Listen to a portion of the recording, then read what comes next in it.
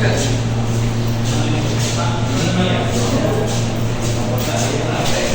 ini tadi sudah disampaikan bahwa sampah di hotel itu ada organik dan non-organik dan ada limbah B3.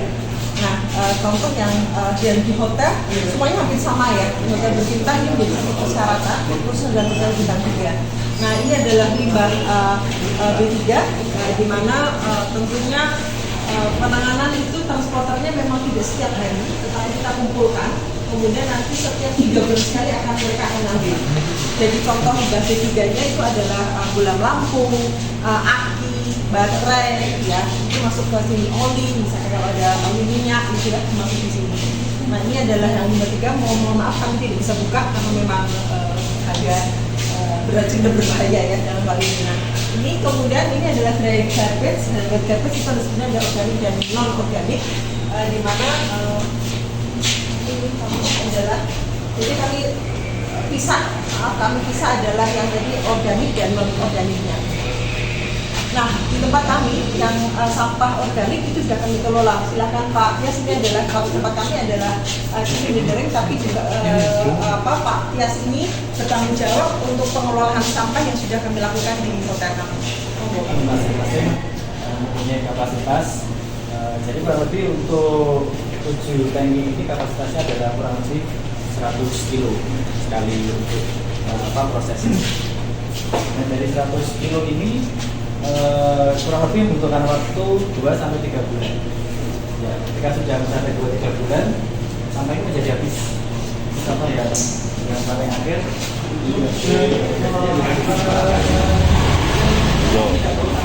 komposi yang sudah jadi, komposi ini bisa dimanfaatkan untuk pembentukan. Selain kita melakukan pembentukan internal, ini juga kita kalau warga membutuhkan, kita juga bisa berikan ke warga secara cuma-cuma, secara gratis. Baik yang sampahnya padat maupun yang sampah cair. Sampah cairnya. Bisa ditunjukin Mas, jadi sampah cairnya bisa ditunjukin. Oh iya, ini untuk kompos cair. Ini kompos cair terakhir ini kita panen bulan Januari. Sudah bisa digunakan langsung untuk siram tanaman. Biasanya ini perbandingannya untuk siram tanaman 1:10 campur air. Tidak bisa digunakan untuk siram tanaman.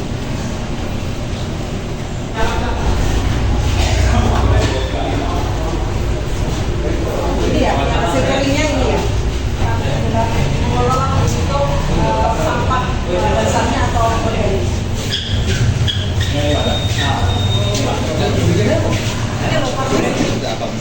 Iya, jadi pada dasarnya kita semua harus memenuhi syarat anggota BRI ya. Kita itu sudah memenuhi syarat untuk pengelolaan sampah di hotel masing-masing. Itu sudah disahkan oleh LSM. Besok kita punya sertifikatnya. Jadi yang kita lakukan sekarang itu adalah betul dari awal itu support government, pemerintah dalam ini kita sudah memilahkan dari awal kami kita mohon untuk uji kebijakan sampah, harus kita memilahkannya plastik, tidak plastik, kita turun, kita pilah lagi organik yang organik dan limbah B3. Dan kita bekerjasama dengan pihak ketiga setahun. Nah, si pihak ketiganya ini ada agreement bahwa di situ mereka harus membangun tempat sampah sesuai dengan peraturan. Jika mereka ini melakukan pembuangan di tempat yang nggak benar ya, mungkin yang bisa keliru adalah mengelola itu. Jadi ada opportunity juga sih kalau saya lihat bahwa jika pemerintah setelah menghitung semua total sampah kita bisa diorganisasi satu, masalahnya tidak bagus. Misalnya disebut oleh DLH sampah kita, karena teman-teman yang di ketiga itu sudah ngambil ini juga ada yang profesional, misalnya tidak bersih gitu, kalau bisa gitu. Pak, berarti bisa dikatakan bahwa anggota PNI ini tidak membuang sampah bersama sekali. Boleh, bisa membiarkan. Jadi kalau memastikan 100% ya saya tidak mampu. Tapi secara umum itu kita dikolek oleh dia. Pak, kalau sudah punya pengolahan mandiri seperti ini berapa Pak kira-kira di Jogja? Saya tidak bisa mewakili karena 170-an anggota baru 120. Jadi masih banyak gap lah, takutnya masih tinggi. Tapi yang tertib seperti ini saya yakin yang tertib lagi dan mengangkat. Hampir semuanya melakukan, tapi tidak sehebat ini. Jadi 4-5 itu pasti. 3 mereka paling tidak sudah memilahkan 3-nya. Organik sama tidak. Di luar itu sudah pasti menggunakan vendor. Aku 250% sampah di kota itu dari hutan berarti tidak benar.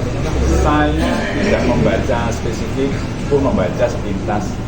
Yang saya lakukan adalah bagaimana mensupport statement Pak Wali tentang concern beliau terutama. Jadi kembali mas, kita ini beli masyarakat.